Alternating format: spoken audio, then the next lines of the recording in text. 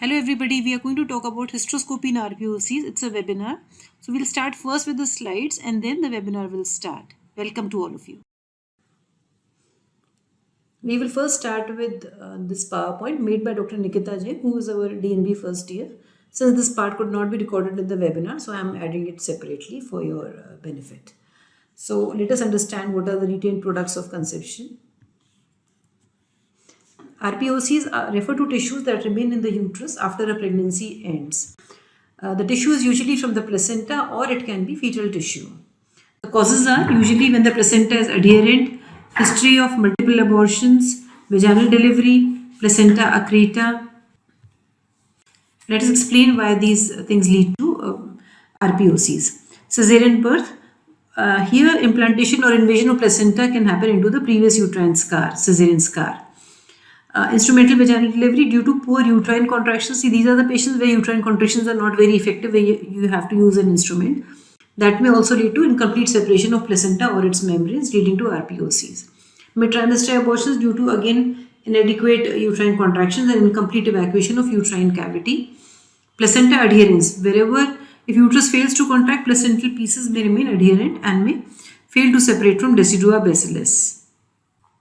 Why in multiple abortions? If managed by rigorous curettage, this leads to trauma to the endometrial lining, leading to adhesions, and this can also damage the basal layer of endometrium. Placenta accreta, placenta tissue is removed. Congenital uterine anomalies. If the angle between two horns is very wide and it can make surgical abortion because your instrument will not reach the actual place and the retained bits of placenta, which may be attached deep inside, may be left. Vaginal delivery, sometimes due to incomplete expulsion of placental membranes, RPOCs may be left behind. Now the symptoms. Postpartum hemorrhage, most common symptom is this only, like any form of bleeding, whether it is heavy flow or prolonged bleeding. Sometimes finding an enlarged uterus or patient getting fever. Sometimes she may say later on she's getting very scanty flow. Infection in the form of fever, tender uterus and all. Open ectocervix, which is very patulous and secreting some discharges, and pelvic pain, persistent pelvic pain. Diagnosis HCG may come positive in these cases, but this is not a reliable diagnostic method. Endometrial biopsy, when you see the histopathology shows presence of chorionic villi. TVS is the most important and the most frequently done investigation where you find the uterus is enlarged, and color Doppler, which may show presence of blood. But to stress upon this fact that blood flow, if it is not seen, still does not mean RPOCs are not there. This is Gutenberg's classification on vascular grading of RPOC. This is a radiological classification. Type 0, no detectable vascularity here. These are small pieces. Type 1, minimal vascularity, less than that of the myometrium. Type 2, moderate vascularity nearly equal to the endometrium and the myometrium. And type 3 is marked endometrial vascularity. It is more vascular than the myometrium. Role of hysteroscopy, this gives actual view of the RPOCs inside the cervix vagina and helps in demarcating where the tissue needs to be excised from. So we'll move on to the topic from rest of the speakers, and this was all from Dr. Nikita where she wanted to talk about causes and diagnosis. Thank you, Dr. Nikita.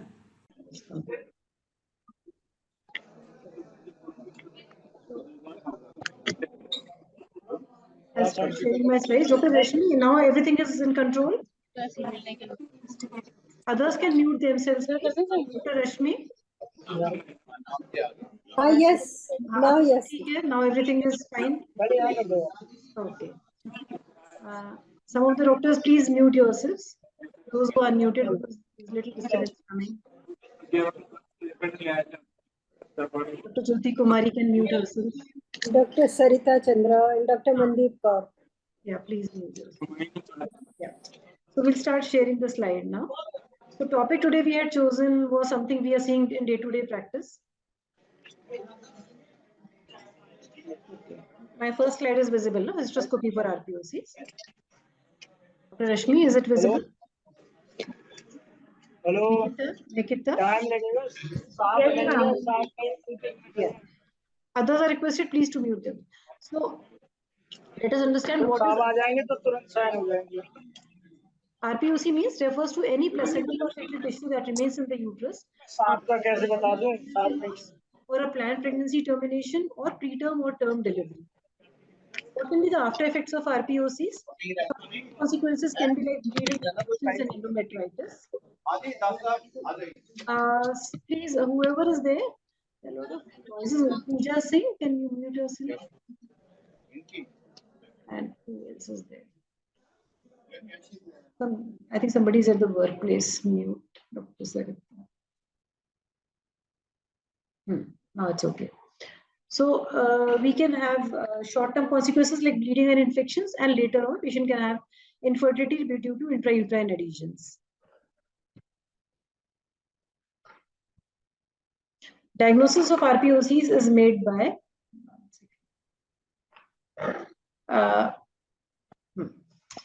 they are the most common cause of postpartum bleeding after uterine atony. RPOCs is one cause which is iatrogenic, not iatrogenic, but which can be treated if it is missed unnecessarily. Patient suffers from all these complications. So this is a major challenge how to diagnose RPOCs, because after delivery, after abortion also, some bleeding is normal. Clinical symptoms and signs include, as Dr. Nikita told, vaginal bleeding, abdominal pain, and fever.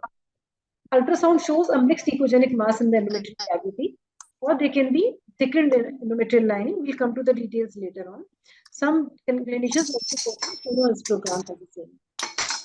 What can be the differential diagnosis of an RPOC? It can be a blood clot, AV malformation, mode of pregnancy. So we all know blood clot does not have blood color flow. So color flow is relatively helpful in diagnosing RPOC. But again, second and third, what I said, AVM and molar pregnancy, they can also be very vascular.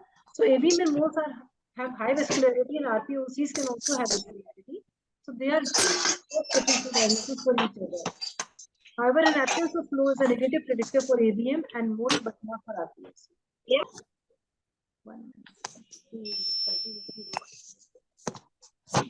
Dr. Srividya Madha, unmuting you. Anyone else who is not muted, please mute yourself. I think rest all are muted. Yeah.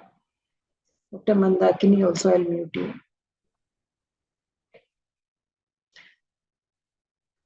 So when you have these three different, once a patient comes with a report of some heterogeneous mass, it can be an RPOC, a blood clot, AVM, or molar pregnancy. Then you do color Doppler. AVM and molar pregnancy remain the next differential diagnosis.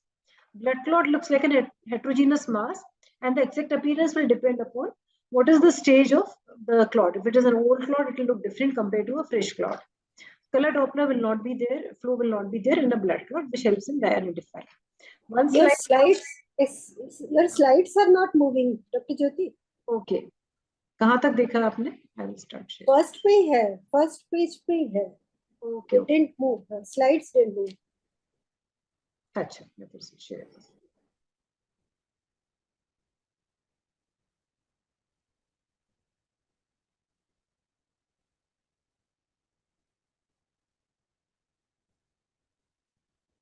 Now is it visible? Diagnosis? No, you can see only first page, hysteroscopy for RPOCs.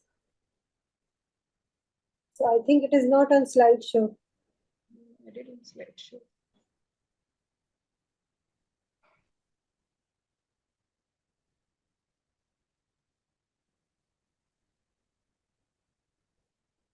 See first slide only. Yeah. Second now. Yes, done. I'll show in this mode only. Maybe in slideshow it will not show. So let us see this mode only. I hope everybody is fine with this. So again, quickly you are seeing these pictures. This is what ultrasound shows. And there's the hysteroscopy, what you see inside. These are two images of RPOC. Any tissue left behind after miscarriage, abortion, or pregnancy. Is it changing now? Dr. Rashmi, next slide, Aya. Yes, ma'am. Yeah. So after effects can be bleeding, infections, and long-term effects can be adhesions and infertility, which we have talked about. Diagnosis is something which is challenging because bleeding is happening even otherwise after all these things. And women will complain of bleeding or abdominal pain or fever. And ultrasound will show some heterogeneous mass. We'll come to the details of ultrasound once again. Sonohysterogram may also be thought of, but with a good ultrasound, you don't need all these procedures. Differential diagnosis, if we go to the differential diagnosis, I hope I am visible now. Yes, ma'am, visible. Yeah. So it can be a blood clot or AVM or molar pregnancy. Now, to differentiate a blood clot will not have blood flow. It will look like a heterogeneous mass. And the stage of blood flow, if it is an old clot, it will look different compared to a fresh clot. Whereas AV malformations, they are abnormal communications between arteries and veins. So we all know these patients present with bouts of heavy bleeding, vaginal bleeding. So this can be congenital AVM or acquired. Congenital happens because of some embryological differentiation. Failure happens in the primitive vascular structures. Hence, a woman may have congenital AVM. Acquired is after any trauma to the uterus, like it can be DNC, cesarean section, myomectomy, and even after the trauma of normal vaginal delivery, AVMs can sometimes happen. And this ultrasound shows a heterogeneous mass in the myometrium and the cavity, but with a lot of vascularity. So absence of vascularity will distinguish this from AV malformations. And you'll find turbulent flow, multiple tortuous feeding vessels. Whenever in doubt, do an MRI to confirm that this is an AVM, because management will be different if it is an AVM or compared to a simple RPOC. Now, coming to the sonographic features, most of the patients you will find a heterogeneous mass, which is 79% sensitive and specific 89% of the patients. But just finding a mass is not always there. Sometimes you just find some fluid collection in the cavity or a thick lining, thick endometrium more than 10 millimeter. But these findings have low sensitivity and specificity and negative and positive predictive values compared to a well-defined mass with increased vascularity. So to conclude, it would say for the ultrasound finding, whenever you are seeing an ultrasound, an endometrial mass is diagnostic of RPOC. If no mass is seen and you are seeing fluid and endometrial thickness less than 10 mm, if there's no mass, no endometrial fluid and lining is less than 10 mm, then RPOC is almost unlikely. Blood flow definitely suggests RPOC, but absence of flow is not always suggesting that it is not RPOC. So one mass which is not showing any blood flow can also be RPOC. This is a Gutenberg's classification, which Dr. Nikita has already explained. So higher the severity, bigger type 3, type 4 will have more vascularity. And here it is important to distinguish them from AVMs. So once a patient comes with this report and she is having intermittent bleeding, treatment choices can be expectant management, medical management, and surgical interventions. Medical, you have something like any uterotonic agent, this can throw out the retained piece.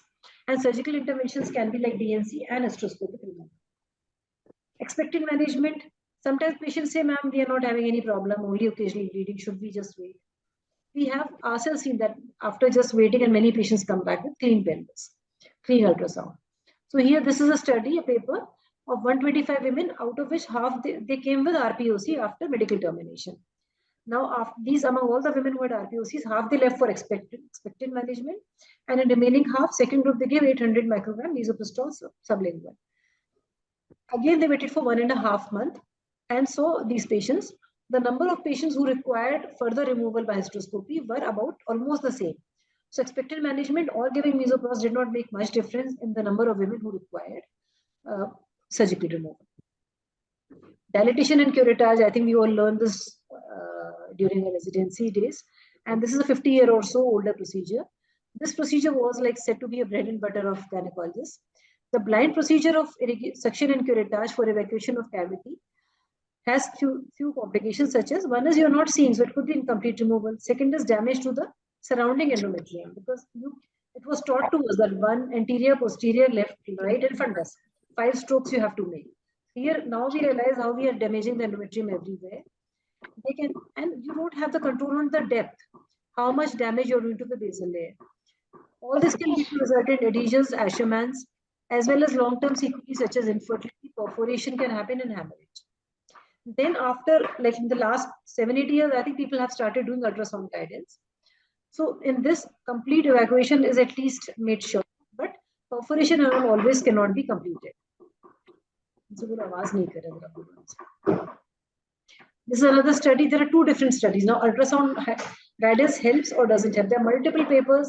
This particular paper is saying it helps in preventing complications, whereas another paper said there was no difference which you found between patients who had ultrasound or not. Like one patient did blind DNC, another group they did under ultrasound guidance, and there was not much difference in the complication rate in terms of left out pieces or perforations.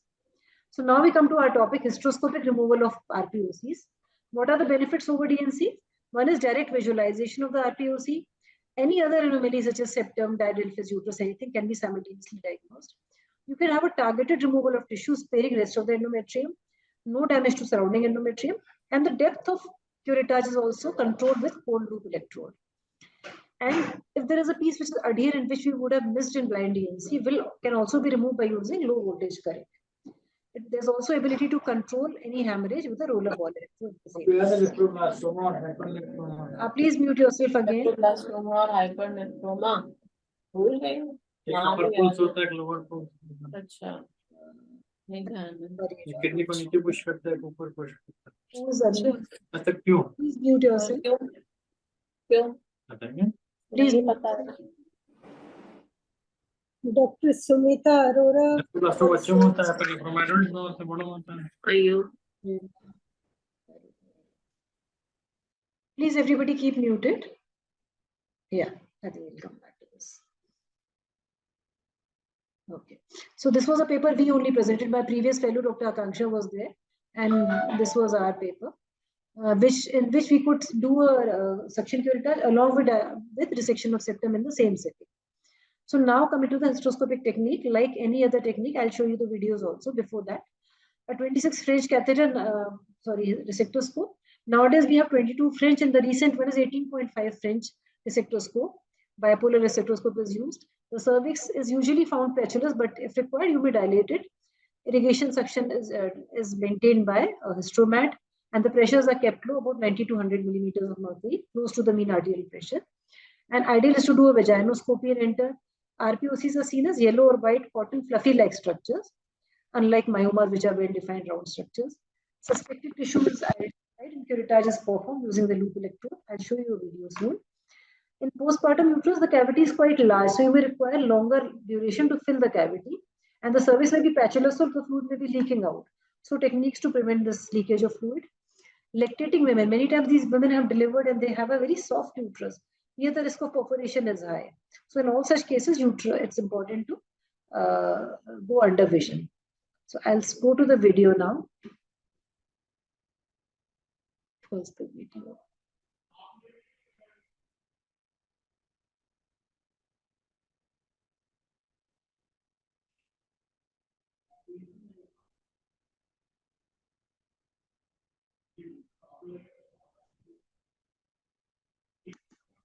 So can you see the video now? Or I'll stop and again share. Yes. I hope the screen is visible. Yes, Yes, yes. ma'am. Now we can see. Okay. So that is a series of 3 cases. This is case 1. This patient had mid-trimester abortion, failed DNC, RPOCs were seen. This is an old case. These are the longer the duration of abortion, like 3 months, 4 months, they are likely to have RPOCs. Now you see how they look. Hanging structures mixed with clots also sometimes. And vaginoscopy, through that route we enter. This, I think most of you should, those who are not doing, should learn the art of vaginoscopy. And once we enter, we define, first of all, is to define the anatomy, in which wall the pieces are hanging from. So as we are seeing, upper part, fundus is quite clean. It is only in the lowermost part, anterior wall, that we find this abnormal tissue. And they are adherent also.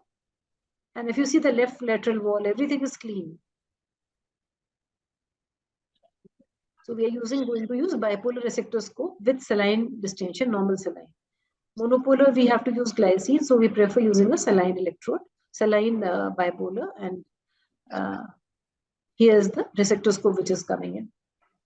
So cold loop means just moving the resectoscope loop without activating the foot switch. This way, all the flimsily hanging pieces, those which are not densely adherent, will easily come out. The clots which is just stained there, that can all be removed. So this is almost like a curate, what we use in DNC, but under vision. So if you see small pieces are coming out, at parts where it is adherent, we may have to use a little current. And the pressures are kept low just to allow enough vision. Anytime there's blaring, the vision is hampered, you may just put on the outflow. So once this is done, then at places one may use the current.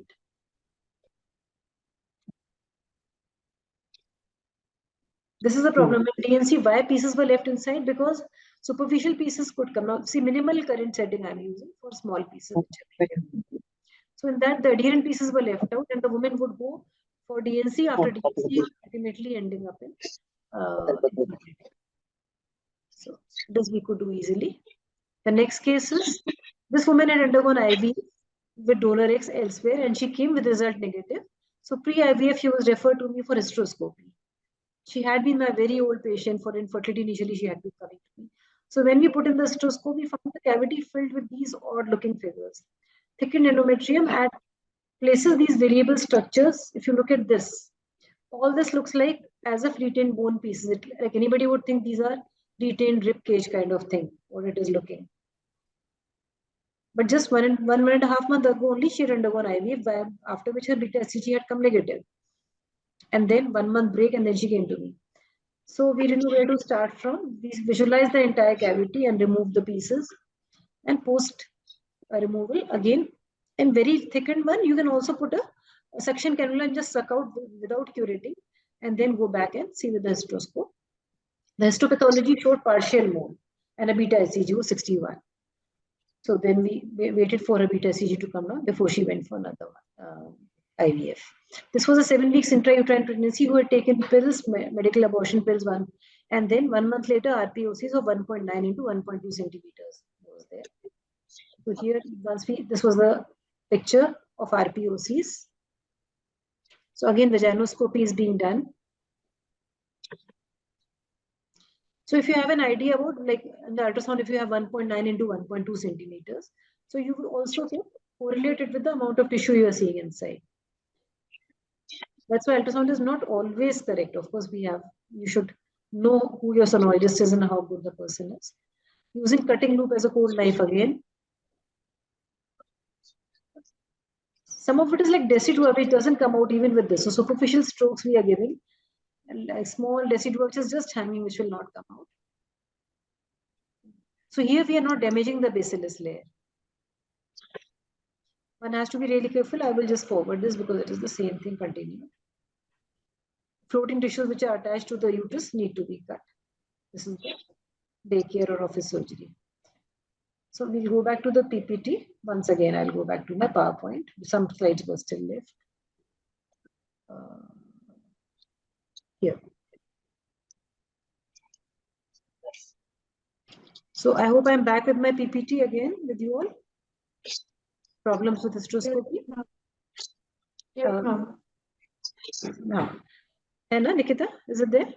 Yes, ma'am. Problems with hysteroscopy slide is showing. Yeah. So our topic is, we are propagating hysteroscopy, but there can also be problems. Hysteroscope is a very simple instrument. At the same time, it can have major complications. So one has to be very good at hysteroscopy, doing simple procedures. You need advanced instrument, whereas DNC can be done even in a rural setting. Unique problems such as fluid overload, air embolism, and all these are unique problems of hysteroscopy, although air embolism and perforation can happen even with a blind DNC. So this study they did, when they started doing in this particular paper, they found that the patient who had just delivered, a postpartum patient with RPOC, the uterus was really big, soft, and cervix was still dilated. So in this paper, they changed their policy and started doing postpartum removal of RPOCs after a month or so, unless patient was heavily bleeding. There have been few innovations after doing all this. What should we do for preventing adhesions? Intercourt, it's not available in India, is a barrier which can be kept in. And conclusion is there, it is safe, but in a small sample size, the study was done where they did not find much statistically significant improvement.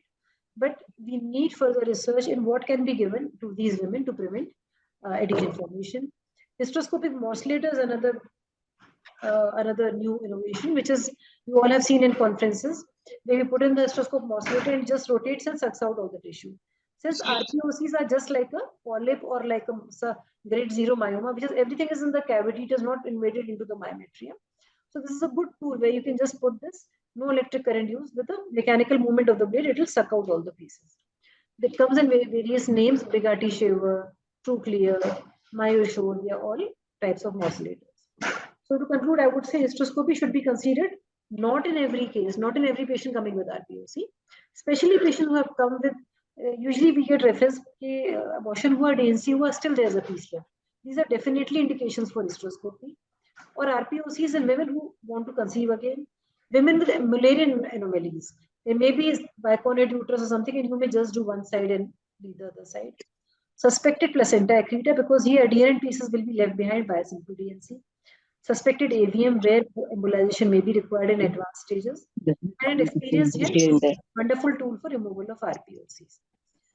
So every accomplishment starts with a decision to try. So it is a new innovation. It's a new technique, not very new now. And I think we need to have more papers, more publications before we actually make it not a gold standard, but at least a line of treatment for women. And Dr. Rashmi, till now we can have some discussion, then we'll move to review of literature. So yes, so excellent presentation. Just one question. AV malformation, we can do something. Suppose we started and we realized that it is a case of AV malformation. Yeah. See, if it is grade 3, 4, like Nikita told, Gutenberg classification, is severe grade, but is addressing very high vascularity, embolization would be the treatment of choice. But with mild to moderate, we have seen when we have put in, we have done it very beautifully with hysteroscope. We have always put in a hysteroscope because you have electrodes, you have roller ball also, which you can just roll on the surface like where you find a meter. And then you can Very manage. vascular ones, embolization should be done, and that facility should be available in the hospital. So, anyone wants to ask any questions? Yeah, I think everything was so clear. All the things. We have review of literature by Dr. Garima. Dr. Garima, you can start sharing your slides. She has done some work on what literature says till now. Okay. Garima? Yeah. Yes, ma'am. She's a parental fellow at our place doing laparoscopy training. She's joined about 10 days ago. Yeah, we can see your first slide. Good afternoon, everybody. I will be talking about the literature review for hysteroscopy for RPOC. Next slide. Yeah. So hysteroscopy can be used both for diagnostic and therapeutic management of RPOC. It has a low complication rate, low risk of intrauterine adhesions, high future pregnancy rate, and high success rate of complete tissue removal. Hysteroscopy has high diagnostic accuracy, sensitivity, and specificity. The first study that I'll be talking about was published in May 2020.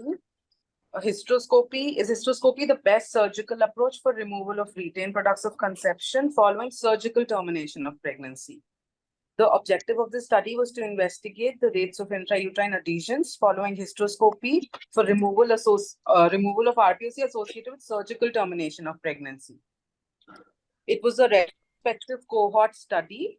It had a total of 85 cases, and a mean time of termination of pregnancy was about 1.5 months.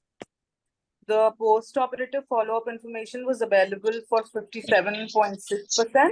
Out of which 95.9% had a normal uterine cavity, and about 4.1% were diagnosed with mild intrauterine adhesions.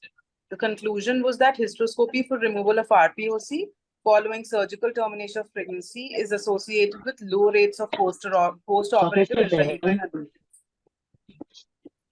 The next study that I'll be discussing was published in June 2017. Hysteroscopic removal of retained products of conception following first trimester medical abortion. The objective was to investigate the use of operative hysteroscopy instead of traditional curettage method. It was a retrospective study. Post-operative intrauterine adhesions were assessed by diagnostic office hysteroscopy after 6 to 8 weeks. 50 cases were identified, and the mean time for medication administration was about 1.5 months. On follow-up office hysteroscopy, a normal uterine cavity was seen in 100% of the cases. The conclusion was that hysteroscopy for removal of RPOC following a medical abortion is associated with low rates of complications and post-operative intrauterine adhesions. The next study was published in August 2020. Hysteroscopic removal of retained products of conception with enhanced vascularity. The study describes the clinical outcomes of patients suffering from high vascularity RPOC undergoing hysteroscopic removal. RPOC showing high vascularity on ultrasound assessment showed an enhanced hemorrhagic risk following blind surgical uterine emptying. About 66.6% were found of the study were found with firmly adherent plus RPOC firmly adherent to the myometrium. Hysteroscopy follow-up was done for 88.8%, out of which 83% had normal findings and about 5.5% had mild adhesions. The conclusion was that RPOC are often characterized by abnormally adherent placenta, suggesting an accreta can be underlying etiology. A reliable management can be accomplished by hysteroscopic resection. Just hold on, Garima. The previous slide. The previous slide. Yes, ma'am. I have to stress again that if it is a very vascular, highly vascular RPOC on ultrasound, there's a high probability it will be very adherent. So here we have to be prepared. Highly vascular means blind DNC should not be done. It has to be with current where you can remove this. Yeah, move on, please. Yeah. Continue.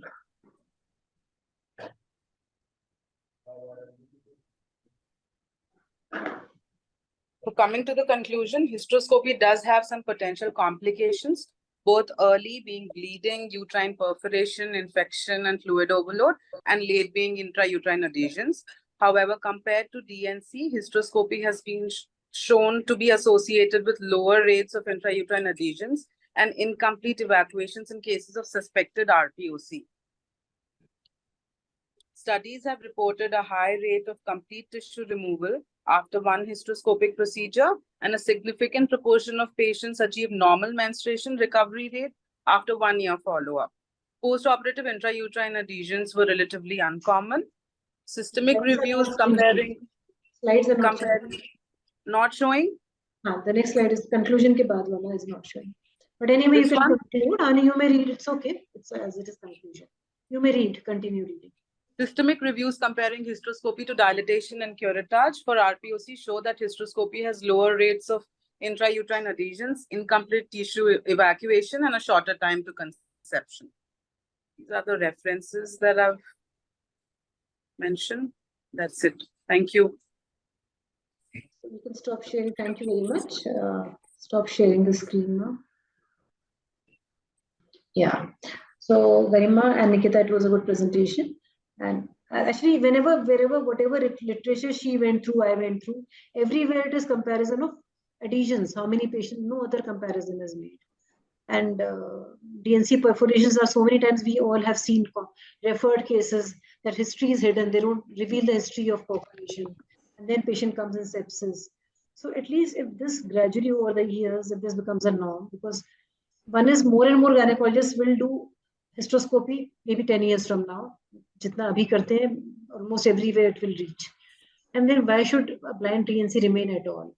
Maybe it will become more prevalent in any case of retained products of conception. So, yeah, it is better to see and then treat. So that is always better. No, that's the excellent presentation, Dr. Jyoti.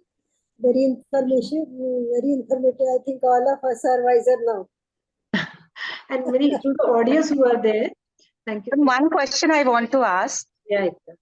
This ultrasound guide, it was ultrasound guided suction evacuation, or the comparison was just the DNC or suction evacuation blind along with the DNC suction? Because I think when we see with the ultrasound, it's comparatively more better.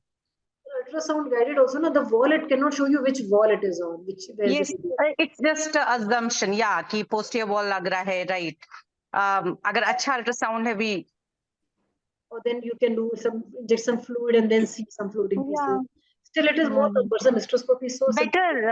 Hysteroscopic is comparatively definitely is better. I don't know cost. How much cost it will increase? I don't know.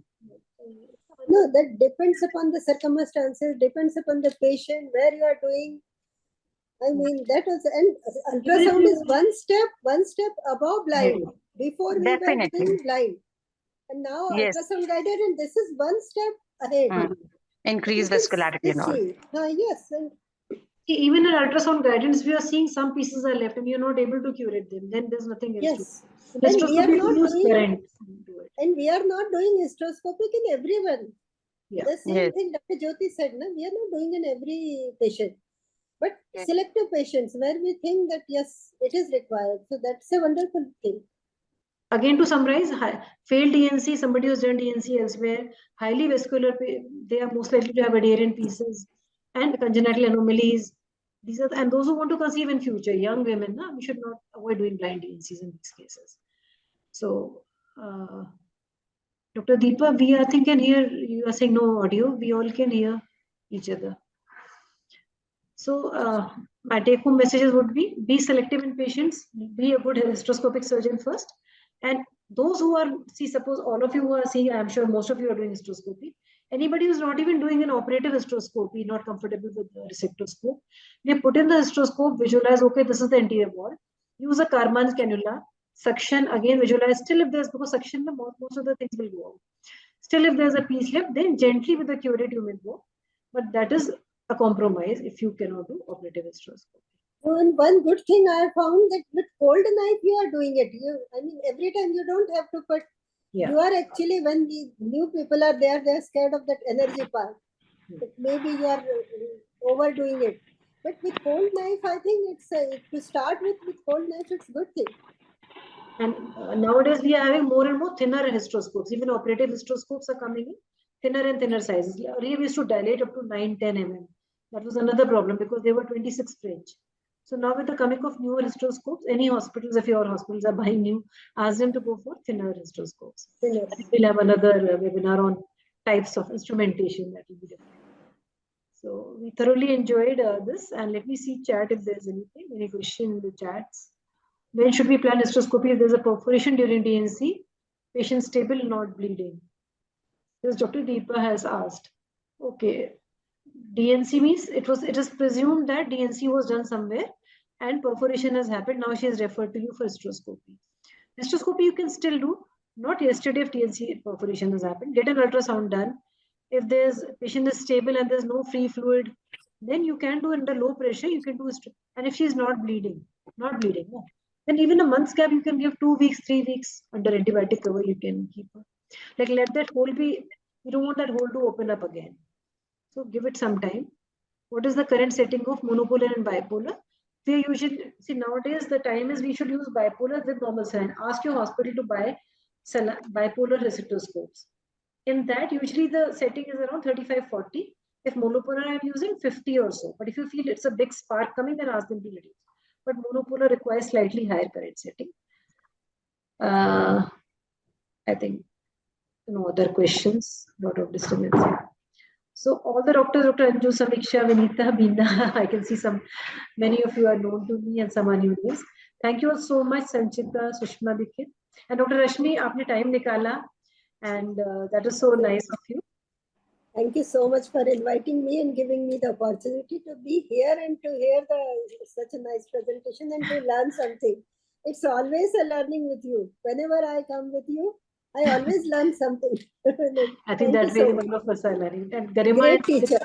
I will tell everyone, though we all can see one of the best endoscopic surgeons. Frankly speaking, I have seen other people also operating, but one of the best surgeons we have. Another thing is great teacher also. All surgeons, they can't be good teachers, but great teacher and a great human being. Thank you so much for calling me. All those who are here, we do conduct training courses, fellowships, and 6 months, 3 months, 1 week also. We have online courses also, if anybody who cannot come.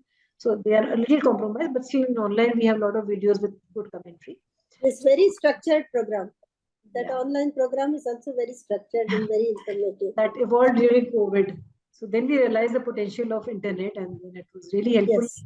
People from Jharkhand and South Africa, they are able to do. So it's really nice. Yeah, and sometimes it is difficult to leave your practice and then all the time be there. So online is really... One of the old students, she has passed out over 2 years ago, online program. She asked me that something has happened. I have lost all the videos. Please send me again because whenever I go for surgery, I again watch those videos. That gives you a lot of happiness and satisfaction in the efforts we put in. So I think That's I'll really end what- this meeting and we'll announce other meeting in the next month. Thank you so much, everybody. Thanks. Thank you so much.